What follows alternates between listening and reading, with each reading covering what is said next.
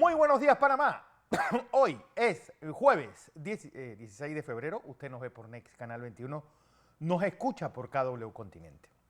Un día en que, sin lugar a dudas, la noticia de portada. Esta tragedia que se convierte en la tragedia en carretera más grande de la historia de Panamá. 39 fallecidos. El hospital, tanto el José Domingo Dovaldía como el Rafael Hernández. Ya hay 40, Fernando. 40 fallecidos, exactamente. Y ya, pues, desbordados. ¿Cómo va a ser el proceso de repatriación de los cadáveres a sus respectivos países? Y esto realmente, ¿qué hubo detrás? Negligencia, falla mecánica, pues un trayecto de 12 horas. ¿Estaba el bus con su capacidad máxima? ¿Debe llevarse de esa forma? Bueno, son preguntas que durante estos días se irán respondiendo.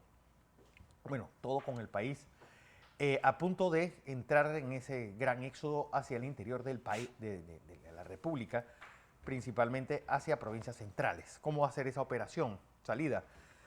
Esperemos que con orden. Un día también en el que la oposición colombiana enseña músculo. Y enseña músculo pues, con una manifestación que se dio en 12 ciudades de este país. La oposición venezolana dice que será el 22 de octubre el día que llevará a cabo una primaria para escoger a su candidato presidencial. Y Daniel Ortega lo vuelve a hacer. Despoja de la nacionalidad nicaragüense, bueno, 96 personas, entre las cuales están Sergio Ramírez Mercado y Yoconda Belli. Es decir, ¿qué está pasando en Nicaragua? ¿Y por qué estamos tan callados de esta situación tan irracional que está pasando a tiro de piedra de nuestra república? Don José. Buenos días, Fernando. Buenos días. Buenos días a toda nuestra audiencia que nos sigue en KW Continente Radio y en Canal 21 Next TV.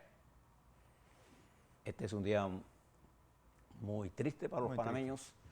Esta tragedia que ocurrió allá en Chiriquí, en Hualaca, nos tiene consternados a todos los hermanos latinoamericanos que murieron en ese accidente, porque salvo el conductor y el ayudante del conductor, entiendo que son panameños que murieron. El resto de los 40 son latinoamericanos que venían en el Vía Crucis de esta migración. Producto de todo este mare magnum que estamos viviendo, que a veces uno no tiene cabeza como para sentarse a reflexionar un poco. Pero aprovecho este momento de tragedia para enviarle a nuestros embajadores aquí, las personas que estuvieron en ese accidente y murieron, y que tenemos la trágica noticia de que también hay gente en estado muy grave. Hoy ya con los muertos que tenemos de 40, es el accidente más grave terrestre de la historia nacional. El que estaba con mayor cantidad de muertos fue el bus que se cayó del Puente de las Américas, que hubo 38 personas fallecidos en 1971. Y aquí hay ya 40. De manera que trágicamente vamos a enfrentar unos carnavales en el medio. Con una sensación agridulce. De una tristeza. Pero la vida tiene que continuar. Y algunas voces que hablaban de declarar que tenemos que suspender nuestras actividades, la vida tiene que continuar. Ese es el destino de la humanidad. En medio de la tragedia de Ucrania, la vida tiene que continuar. Lo que tenemos es que evitar las tragedias y saber por qué. Esperemos toda la información que nos brinden para hacer nuestros análisis de qué tenemos que corregir para que esto no vuelva a suceder. Bien. También ayer falleció, Fernando, uno de los íconos. Raquel Welch. Raquel Welch, a los 82 años. Fue una de las mujeres más hermosas. Le decían el cuerpo. Por la estructura escultural de esta mujer, cuyo padre era boliviano, un ingeniero boliviano, y su madre era inglesa. Ella se convirtió junto a Gina Lollobrigida, a Sofía Loren, guardando las diferencias culturales de talento, se convirtió en una de esas mujeres. Yo la recuerdo en la película 100 Rifles. 100 rifles.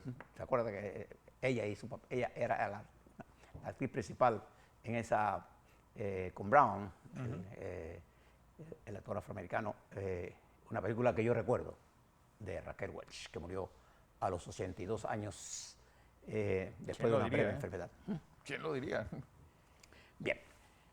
Algunas cosas que usted debe saber hoy. Y debe saberlo porque le voy a poner como premisa, piense siempre en esto. Este largo fin de semana, usted verá en casi todos los lugares donde se concentre gente, o donde haya apartes con dirigentes económicos, políticos, intelectuales, el tema será el tema político. Mientras otros bailan, otros bailamos, otros conversamos, otros disfrutamos la familia, el tema político. Y recuerde lo siguiente, por eso le voy a dar un resumen de lo que está ocurriendo en el mundo. Hoy, más que nunca, la campaña electoral que viene en el 24 y las que vienen en el resto del mundo van a ser diferentes. Todas las campañas en el mundo antes de todas estas confrontaciones eran diferentes, pero esta guarda un alto grado de diferenciación, tiene su propia idiosincrasia, es decir, tiene su propia dinámica que marcha a una velocidad increíble de lo que está ocurriendo en nuestro país y lo que está ocurriendo en el mundo, en una interacción que se incrementa, se hace exponencial por la capacidad que tenemos nosotros de informarnos casi instantáneamente, Fernando, de los acontecimientos globales. Nunca como antes el mundo ha estado tan interconectado Como ahora. como ahora. Por ejemplo, ¿qué cosas debe usted saber? De los Estados Unidos usted debe saber que los indicadores económicos de los Estados Unidos en materia, por ejemplo, de empleo, están indicando que estos son los años en los que los Estados Unidos han logrado generar más empleo. Es una de las economías, sigue siendo la economía más poderosa y una resiliencia bien fuerte en los Estados Unidos. Pero en el plano político. También hay algo que lo del empleo hay que matizarlo, porque las grandes empresas, Google, bueno, también que cada vez salen más noticias sobre esta desvinculación en empresas grandes, sobre todo de comunicaciones digitales, y pues la calidad de empleo está saliendo en parte de estas empresas, pero están llenándose con empleos precarios, y es lo que se está llevando a debate. ¿Qué calidad de empleo es la que está generándose en Estados Unidos? Y el empleo abstracto, que es el que genera esta riqueza, que no produce riqueza. No hay renta ahí. Está siendo sustituido, y va a ser sustituido en los Estados Unidos, por el ambicioso plan de construcción del gobierno. Entonces, independientemente de los niveles de reducción de ingresos, en la medida en que baje la inflación y se mantengan los niveles de empleo, los actuales salarios base de los Estados Unidos son los más altos del mundo. Entonces, ahí tenemos una situación importante que analizar. Pero más importante que la economía norteamericana, nos interesa ver es la política norteamericana. Sí. Ayer hizo su lanzamiento desde Carolina del Sur Nikki Haley. ¿Quién es ella? Bueno, esta es una joven emigrante. Fue embajadora de los Estados Unidos ante las Naciones Unidas, que es casi como un rango de ministro. Y exgobernadora también. Exgobernadora de Carolina del Sur. Es una mujer republicana de derecha, y que ayer lanzó su candidatura. Mire las premisas que ella usó ayer. Ella reconoce que en las últimas 8 elecciones el Partido Republicano ha perdido 7 de esas elecciones en el voto popular.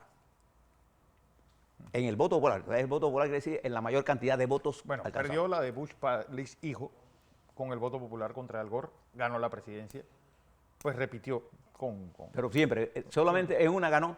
No, la segunda de Bush. En esa. De ahí en adelante la de Donald Trump, ganó Trump pero en el colegio electoral, pero perdió por 3 millones en el voto popular. Ella reconoce, como republicana, que el Partido Republicano solo apela a la base y no apela a la sociedad. Entonces ella propone una plataforma para que el Partido Republicano vaya más allá de sus bases. la vida le va a enseñar que el sistema norteamericano está diseñado para controlar los colegios electorales. Y ella, con 51 años, hace un llamado al relevo generacional. Solo mencionó a Trump una sola ocasión para decirle que formó parte de su gobierno, pero se olvidó de él y se enfocó un poco en Biden, dejó a Biden aparte y planteó su concepto de que este es un mundo en la que hay que pensar en el futuro. Tiene bajas probabilidades de ganar la primaria de su partido, va con cifras muy bajas para la primaria de su partido. Acuérdense que los Estados Unidos entran en primaria este año, para el otro año tener elecciones. Les recomiendo que miren el discurso de ella en el día de ayer y saquen sus propias conclusiones. También el secretario de Estado de los Estados Unidos está en este momento en Alemania y de ahí viajará a Turquía, en Alemania para impulsar el apoyo a Ucrania y en Turquía para ver en qué forma los Estados Unidos pueden ayudar a Turquía y hablar de otros temas políticos que no hay la menor duda. Estará el ingreso de Suecia y de Finlandia a la OTAN, a la cual Erdogan se opone particularmente al de Suecia. También culmina hoy la reunión de la OTAN, precisamente a una semana de cumplirse el primer aniversario de la terrible invasión de Ucrania. de Vladimir Putin y su pandilla, por no decirlo claramente, a Ucrania, en donde están utilizando al ejército privado de los Wagner con toda la cantidad de presos y asesinos que mandan a Ucrania y gente que no tiene preparación. Quizás la inteligencia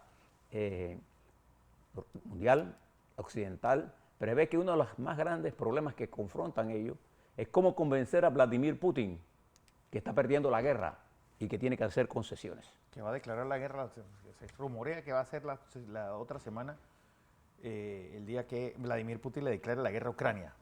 Es decir, esto no sé qué en la cabeza de él qué significaba, pero va a ser una declaración de guerra. Para efectos prácticos es probablemente la inclusión de Bielorrusia en la próxima semana en abrir un frente en esa área, y es por eso que quizás el gobierno de Francia ha emitido a todos los franceses que salgan de Bielorrusia. Lo que pasa en esta situación es un incremento de la tensión y de la guerra que se hace sentir en nuestro continente por los precios de la gasolina, por los precios de los fertilizantes, por los precios del trigo en nuestro continente, y que impulsan una serie de distorsiones en el mundo. También una de las cosas importantes que están sucediendo aquí al lado de nosotros es lo que pasó ayer en Nicaragua, en donde sin ninguna pinta de preocupación, el dictador Ortega y su vicepresidenta, bueno, que quieren elevada a copresidenta, Rosario deciden Murillo, quitarle la nacionalidad en un acto de total ilegalidad a 96 ciudadanos nicaragüenses, entre ellos nuestro amigo Sergio Ramírez Mercado, la poetisa Yocanda Belli, a la comandante Mónica Baltodano, al comandante Núñez, a Luis Carrión, entre otros, a dirigentes, a Vilma Núñez, dirigente de la Organización de Derechos Humanos de Nicaragua, a todo el que haya dicho algo mal de él. Entonces había visto tremenda locura. Responsabilidad. Pero y fíjese esto, ayer yo le hablaba con mucho detalle de nuestra preocupación por lo que está ocurriendo en Colombia. El presidente Petro, antes de ayer, movilizó una parte de su caudal político para impulsar la reforma de salud a través de su ministra de Salud, Carolina Corcho. Pero ayer la oposición colombiana se movilizó en forma multitudinaria para oponerse a esta reforma. Yo le había dicho ayer que esta reforma de salud es una reforma de 180 grados hecha abruptamente. Y cuando usted hace eso en un cuerpo social que por más de 200 años ha mantenido una determinada dinámica, usted produce dos efectos. La inercia lanza por delante a todo el mundo que te opone y hace un movimiento brusco de 90 grados para ir hacia otro lado. Lo que provoca es que la carrocería social colombiana salta. Exacto.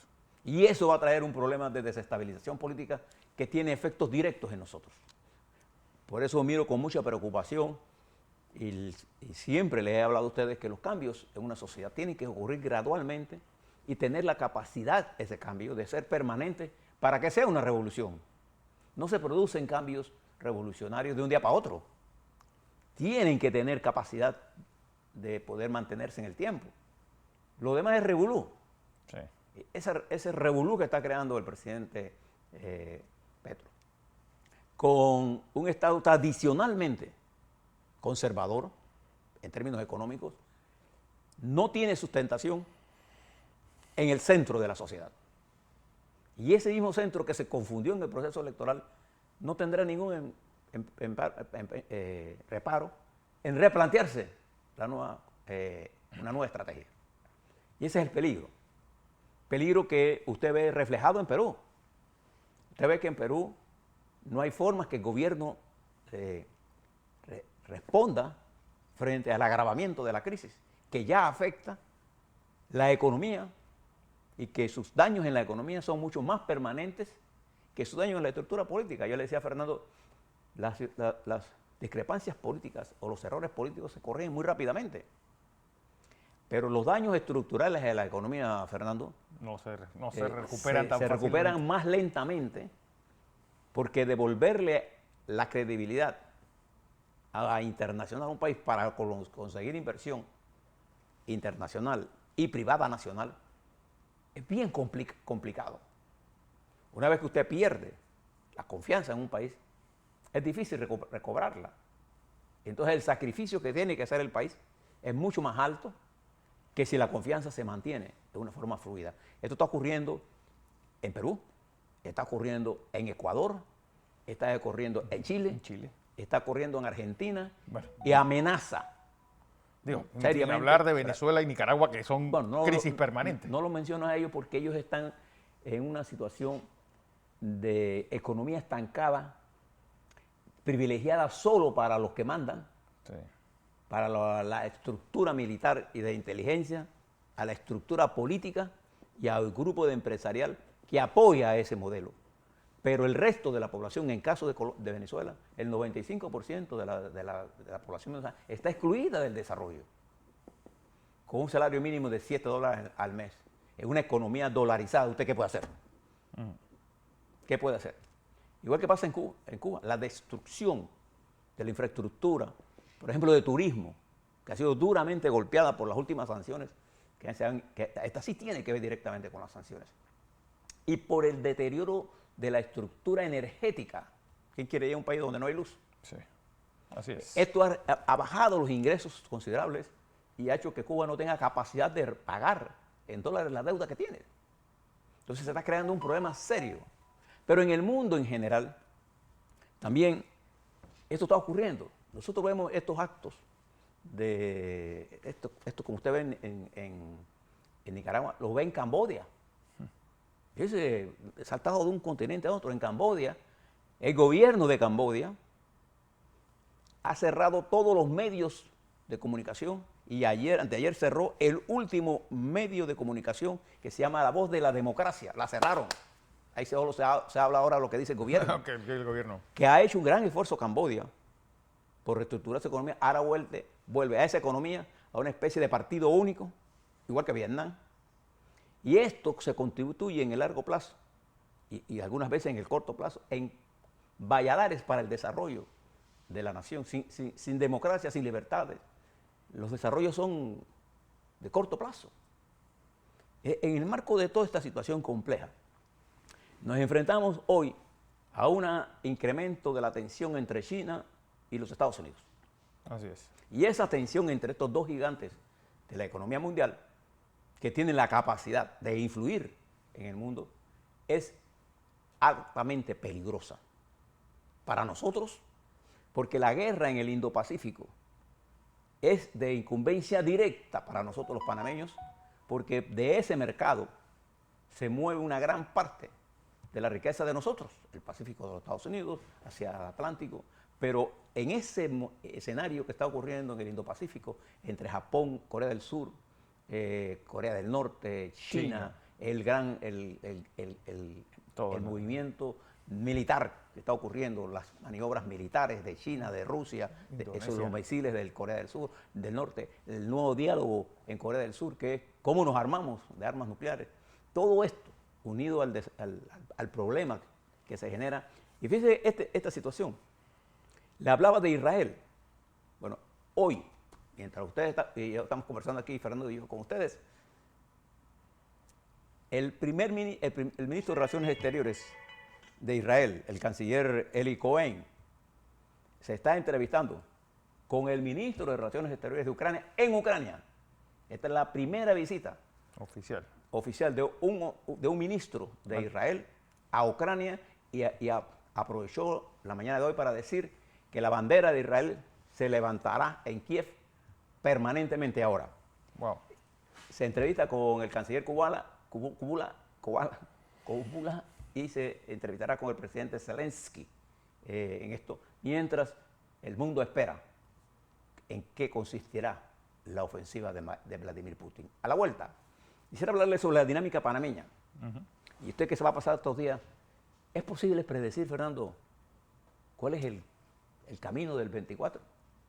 ¿O es mejor comenzar a ver qué debe ser usted para que se produzca un cambio real en la vida nacional que requiere una especie de manejo adulto del proceso electoral que nos permita al gobierno actual del presidente Cortizo tomar las medidas necesarias para garantizar el 23 con el menor costo social posible, con el menor daño posible a la economía, de manera que la recuperación del 24 agarre al próximo gobierno con la capacidad de generar los empleos, resolver el problema del IBM, resolver los problemas de la educación, abordar con seriedad nuestro rol en el mundo, mientras se construyen ahora las bases o se tratan los pilotos de una convivencia pacífica. A la vuelta a eso y más en el escenario nacional. Así es.